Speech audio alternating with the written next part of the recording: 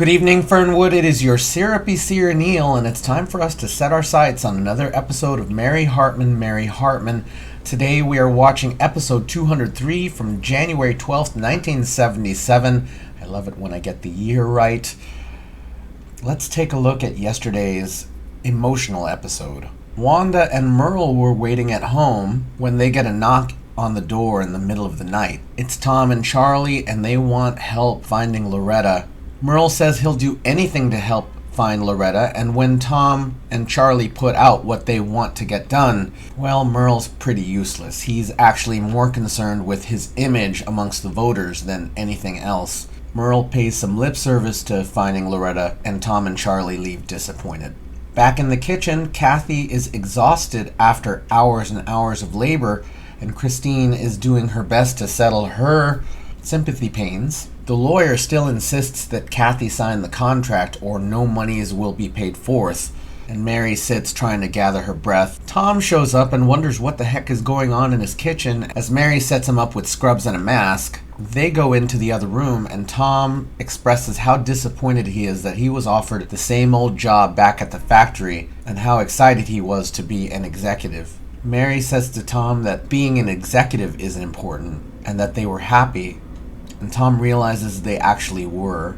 He feels a bit foolish about trying to keep up with the Joneses, and it seems like Tom and Mary are together on the same page again. Back at the Jeter residence, Wanda and May are chatting about their campaign to improve women's sex lives. Merle comes in, glad to meet a new attractive woman, and May explains her campaign to improve sexuality for women by promoting foreplay.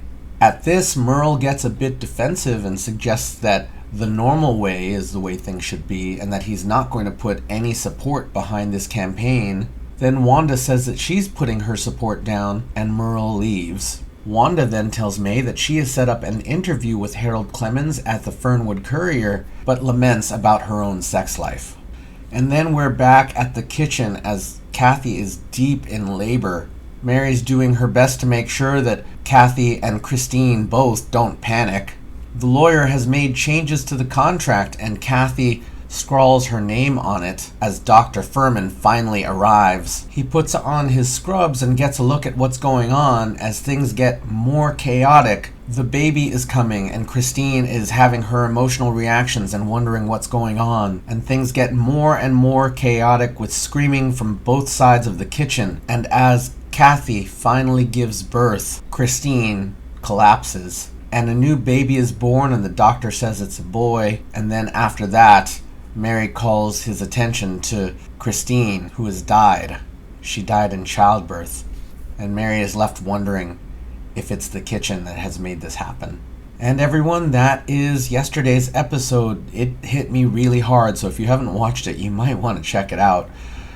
But for now, it's time for Wednesday's episode.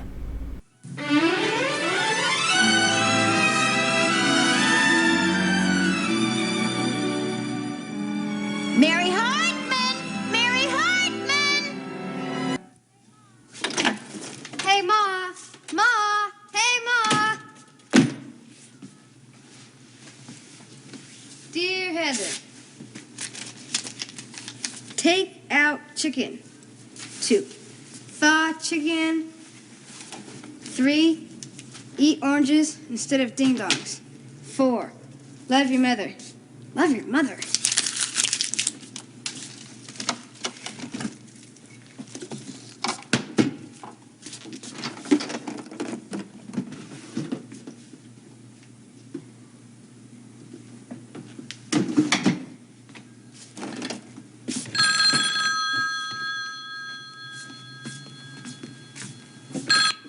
Hello? Oh, hi, May. Oh, no, Mom's gone. She's out. May, could I ask you a question? Yeah, about this. On number 22, when did you first... Yeah. That old? Really? You're kidding, no. Well, thanks. I guess you got a couple years of me then. Thanks.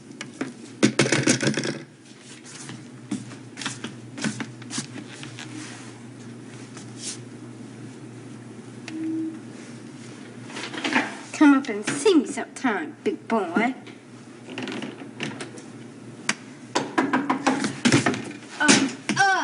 Hold on a second. Hi.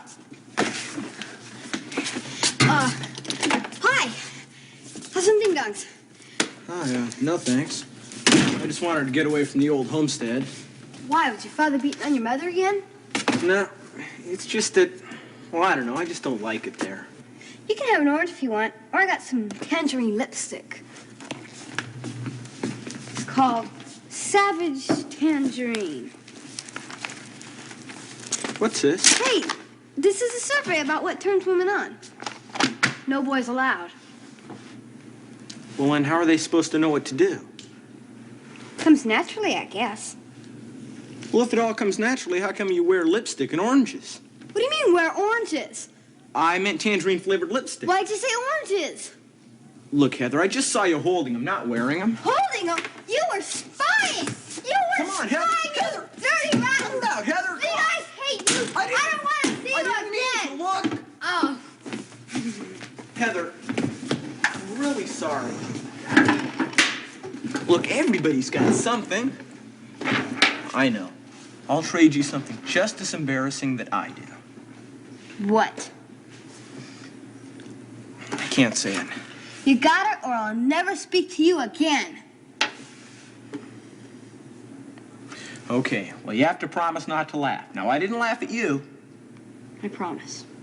And you can't say yuck or gross or anything. Okay. Sometimes I wet my bed. What?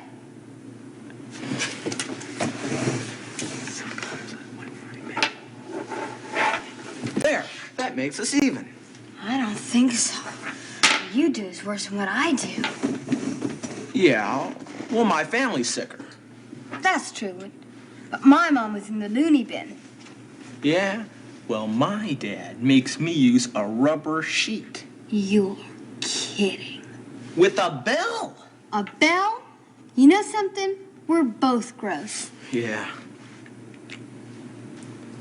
Does that stuff really taste like tangerine, or do they just call it that? Try and see.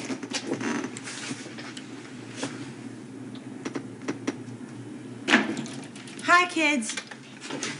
Didn't see a thing. We're just testing a new product. Oh. Listen, you two. Coffee? No, thanks. Now, Heather. Now, I'm not here to give anyone the idea that I think that sex is wrong or shameful or dirty or disgusting, especially you, Heather. May called. She did? Yeah. May, sex, kids, that's very interesting.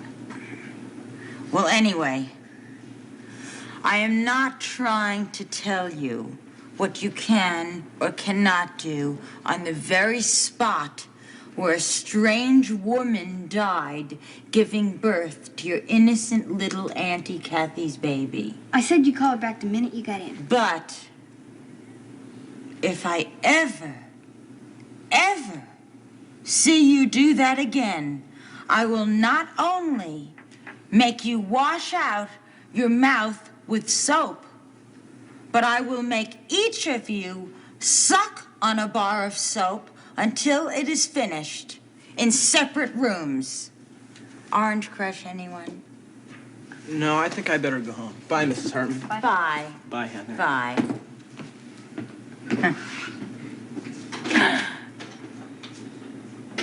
He's a nice boy. Everybody around here has fun but me. Oh, Heather, how can you say that? I mean, your Aunt Kathy is upstairs right now suffering the agonies of post-labor. I mean, Christine just died of sympathy from it. Your father and I haven't had our bedroom to ourselves in weeks. I mean, not that I should be telling you any of this. Just no dirty stuff, Heather. Not now. You ask me, I'll tell you when, okay? It sounds fair, doesn't it?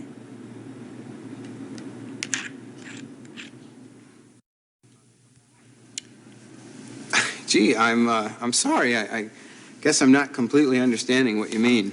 Well, see, everybody's, are you all right? Getting behind May. You know, the PTA, the candy strippers, the manicurist union. Thanks to Mrs. Jeter, women of the world may finally get what they deserve. Oh, you're not getting any of this, are you? Am I? I guess I do miss things pretty easily sometimes. I lose them, too. I forgot the receipt from the garage yesterday. You know, for my taxes. It's deductible. You see, if it's in the line of work,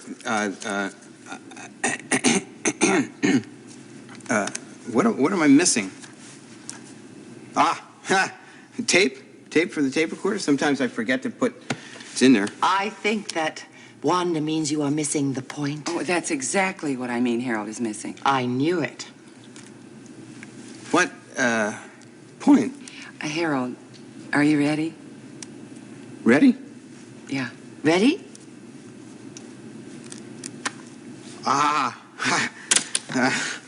Harold, you just turned the tape recorder off.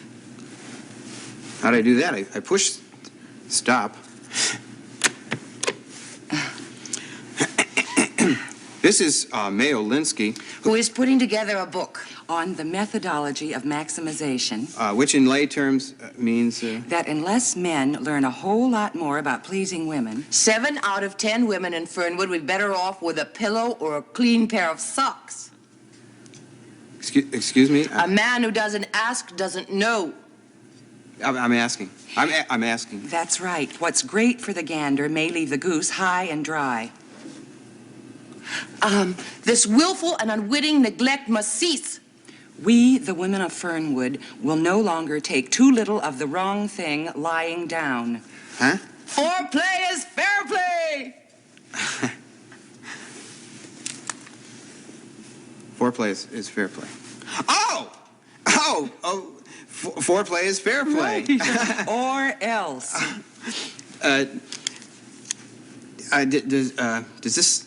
Does this constitute a threat? Well, what would you call it, May? I wouldn't call it a tea party. It's a revolution. Or at least a good old scandal. Scandal. This is a scandal. This could be a scoop. Scandal scoop. I guess I don't need to laugh on there, do I? Line.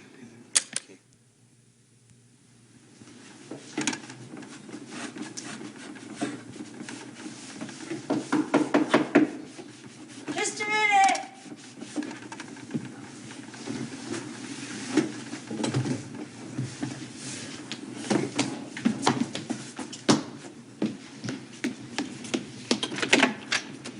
Hi, Mary. Merle. Can I come in? Oh, do you have to? Not unless you want me to. I'm not sure. I can understand that. Tom's at work, you know. I like Tom. He's a good man. The best. Is this for me? Very much so. Should you be giving me things? Mary, I'm the mayor. Oh, right. That's right. Right. How could I have forgotten that?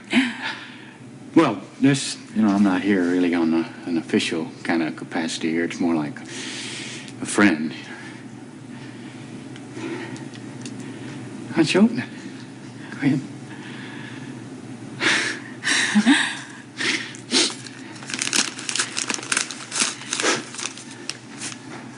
Gee, you know, it's been so long since anyone's ever given me a gift. Why don't you make up for lost time and open it real quick?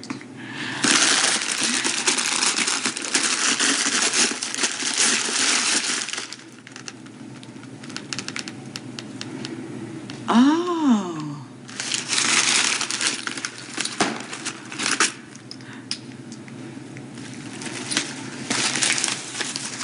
Oh.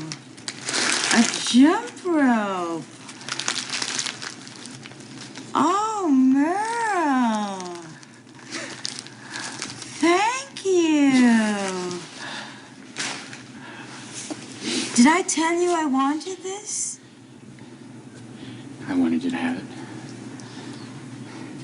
Oh, Merle, it is just that's so sweet and sentimental of you. I mean, I can't believe how thoughtful and considerate you are. I mean, this is truly one of the finest gifts that I've ever received. Oh. If you look real close there, you'll see it's a professional model. It's got little ball bearings there in the handle. It's like the boxers use. Oh, the boxers. Oh, isn't that nice? Yeah. Huh. Listen, in a way, it is kind of like by way of being official, you know, a mayor thing, because it has to do with my healthy campaign here I'm trying to promote, you know. Jump for fitness. Jump for fitness. Just a little idea I come up with there. Instead of people sitting around like a bunch of slobs or going out and buying real expensive equipment that they have to pay for on time like the poor folks do, you know. And what I was thinking is maybe you'd be a spokesman for it. Me? Yeah. You mean you give me a jump rope and then you want me to be the spokesman? What a day. Well, actually, you're going to have to know how to jump that rope. It depends on that, see. Oh, well, I'm sure I can do that. Well, yeah. I knew you'd say that. And I'm sure you can, too, but why don't you just try it a couple of times, you know, just to make double sure. You want me to try it? Yeah. Here? Now? Yeah. Why not? Good for your health. Community spirit here. I think fitness is a matter of life and death, you know. You want me to jump rope? That's funny. I just haven't jumped rope, you know, since a lot of years ago, you know, since I was a little fella. Here in the kitchen.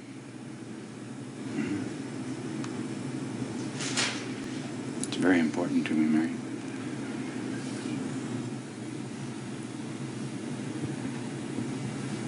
Okay, Merle, if it's important to you,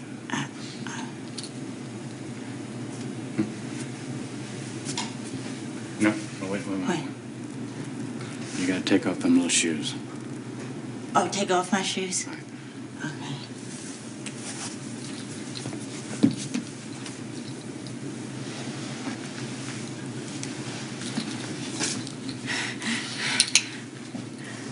Okay. 1, 2, 3.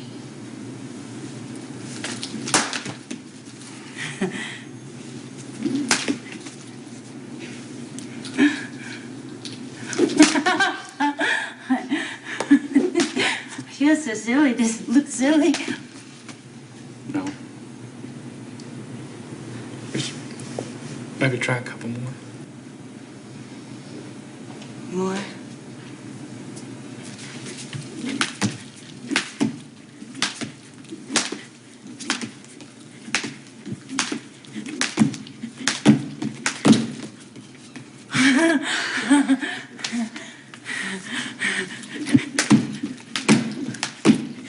Is this okay?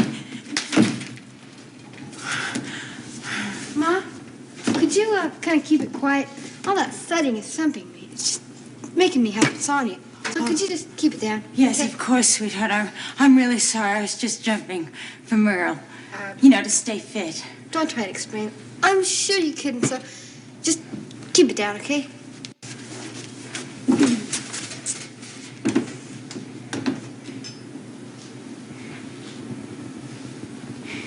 You know, when I was her age, I never, ever would have spoken to my mother like that.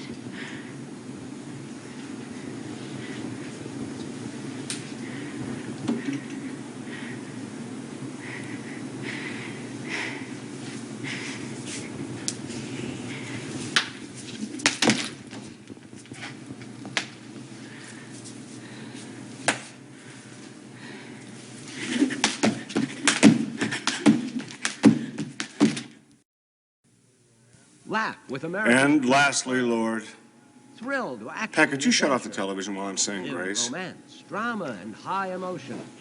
The best and the biggest. Tonight. Jesus Christ. And lastly, Lord, thank you for showing my wife, Pat, the mother of my son, the importance of keeping the family unit together, and for reminding her of her many blessings. Amen.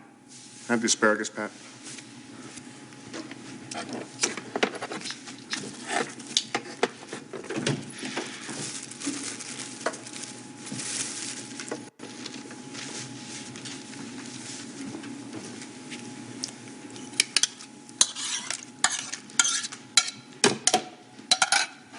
And the butter?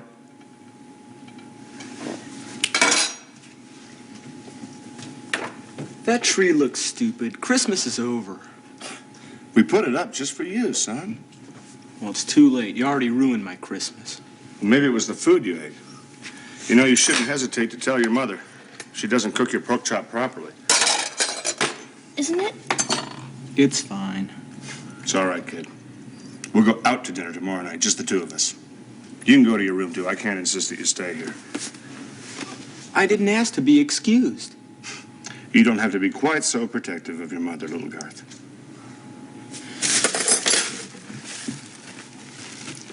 And I didn't say you could watch TV, did I? But it's all right. Now, your mother and I have to get reacquainted, don't we, Patty?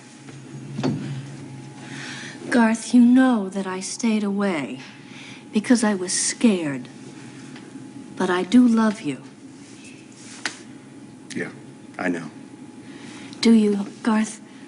I hope so. I know you love me, Patty. The big question is, so what? What's it worth? Well, love is something even money can't buy, so it's priceless. It's priceless, all right, kiddo. You want to know why? Because your love is worthless. You want to know why? Because you're a doormat. But how much is the love of a doormat worth, huh? Huh, Pat? A doormat. No dignity, no self-respect, and no self-esteem. I do have self-esteem, but I also have the ability to endure. Endure. Endurance. That went out with Jane Wyman and So Big. It's just false nobility. How can you hang on to that after so many years? It wasn't easy. You bet it isn't easy. Believing in a lie is never easy. For you, it seems to be. You just believe and believe that you're a good father, that you treat me well. Even when you say you don't love me. Now, when did I ever say that, huh? Whether you ever said it or not, it doesn't matter. It's how you behave. How I behave? How I behave? I'm a prince compared to you. Yeah, all right. Look, I know that you're upset that I stayed away for so long and wouldn't come back. No. I'm upset because you think you're right. Because you say you love me, and then treat me like a madman and a stranger. You want to know what your problem is, kiddo? I'll tell you. You want to be a martyr. Oh, shut up. What? Look, I could kill you. Go ahead. You want me to. Why not? You see? That's what I said. You're a martyr. Look, I don't care what you do to me. Just give me 5 minutes and let's talk this out to save our marriage and to save our lives. Okay. You want 5 minutes? Yeah. You got it. 5 minutes then. Starting now. Go. Garth, you are not really going to time it, are you? 4 minutes and 52 seconds, Pat. Start talking. Boy, these digitals are great.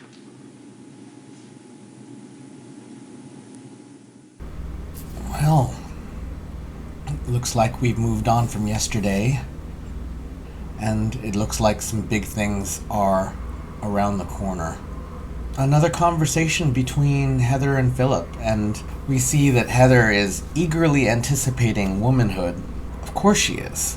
course she is. I couldn't help but thinking how much taller she is now than when she was in the first episode. I don't believe she was wearing her platforms, but that's just a thing that you notice when a kid gets older. Philip comes in and has noted that Heather was exploring her womanliness. Heather is, of course, shocked that she was seen, that she was caught, and throws oranges at him.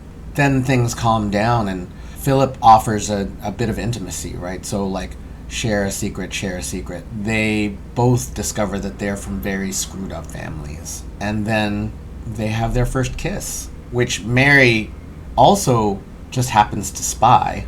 Mary's messaging after that is a little bit mixed, right? So like, she still treats sex as though it was something dirty. Now, there are consequences to sex. I mean, there are even consequences to kissing if you count like certain diseases. There are consequences to sex, and in this era, this is pre-AIDS, but there were still some fairly obnoxious diseases that could be passed around, and pregnancy isn't too far off from Heather. She's in the midst of puberty. There are consequences to be had, and definitely a comparison of the point of view of someone young versus someone older, right? Like, Heather thinks she doesn't get to have any fun, but Mary is like, well, being an adult kind of sucks. Kathy's upstairs.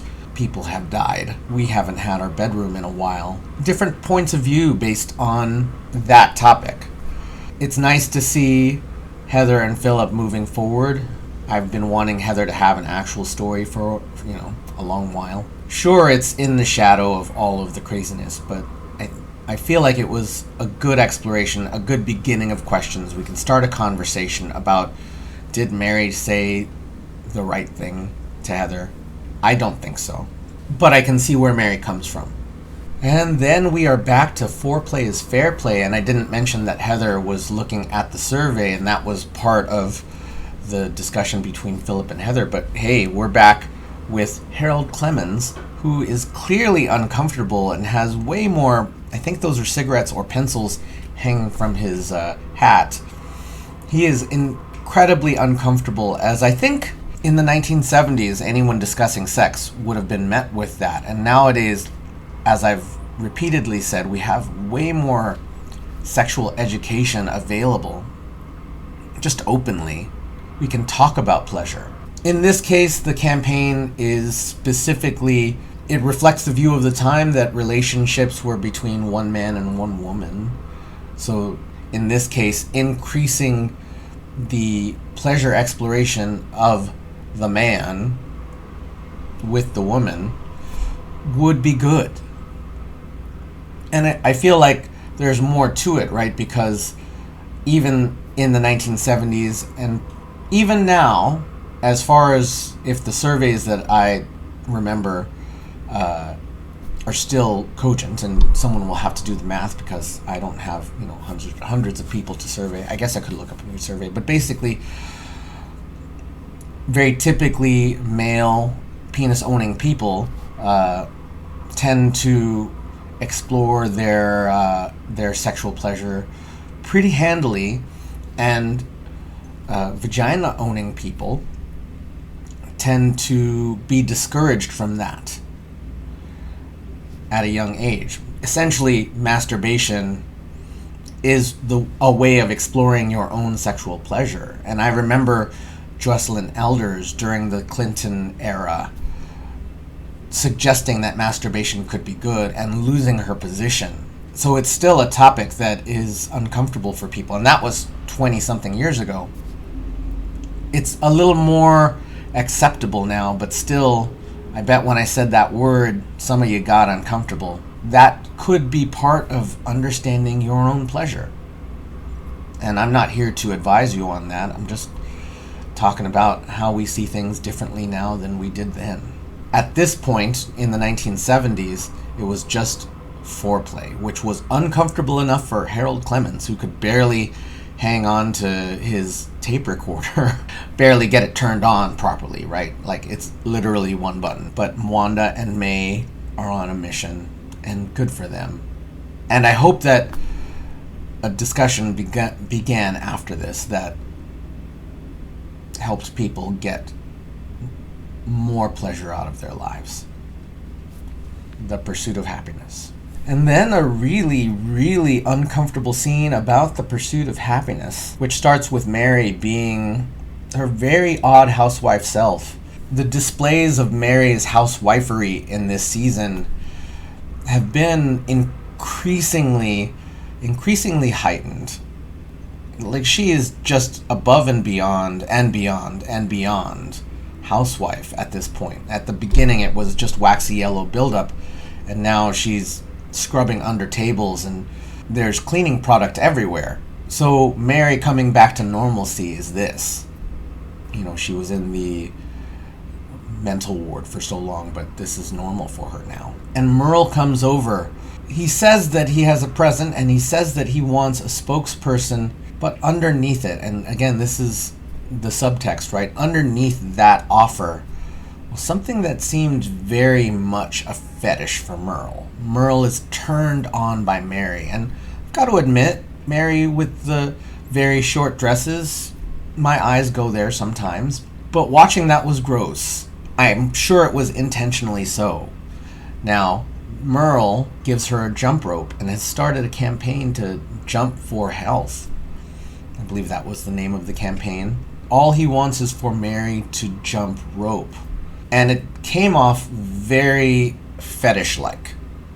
And I think I said the word fetish before, but it really did. It seemed like Merle has kind of a Citizen Kane thing. I don't want to spoil the movie, but Merle is looking to appreciate his own youth. That would be my theory at this point. But he also is using Mary as a conduit for it. And the thing is that there's a sexual undercurrent to it. It's not verbalized, but that's why I felt gross the whole time. Heather comes in and catches them and says, hey, keep it down, which is reasonable. And Heather doesn't want an explanation. But then Mary gets right back to it and seems to find joy in it. And joy is good, but I guess I wonder what that means. What's that going to mean for Mary and Tom's relationship? Something happening between Merle and Mary? We've seen that there's some chemistry between them. It's filtered through something that is fairly gross on the outside, right? Like, the thing that is gross about this specific fetish is that Mary is seen through an infantile lens. So Merle is looking at Mary in a way that if she were as young as he imagines her to be, I assume that he imagines her as a child in some ways, but that's kind of why it feels gross. But Mary feels a bit of happiness at that. She has a little sly smile on her mouth, and she continues to jump after Heather says don't jump. And then we get to a scene at the Gimbles where the Christmas decorations are still up. Garth takes all of the food and puts it on his plate and doesn't let anyone else have the food. And he sends Philip away. It looks like things are coming to a head in this relationship, and I mean in a bad way. And I can't say what's going to happen because I don't know, but also don't spoil it. However, this is looking like something. Garth literally pulls up all of the utensils on his tray. Well, I don't know if there were any left, but a big handful of utensils, and says that he could kill Patty. And Patty says, go ahead, but let's talk first. And I expect that that will be a big portion of tomorrow's episode. So thank you so much, everyone, for watching. Thank you so much for leaving your thoughts and feelings in the comments. Thank you for, well, I can't remember what I said half an hour ago, so thank you for being here. And we will see you tomorrow night in Fernwood.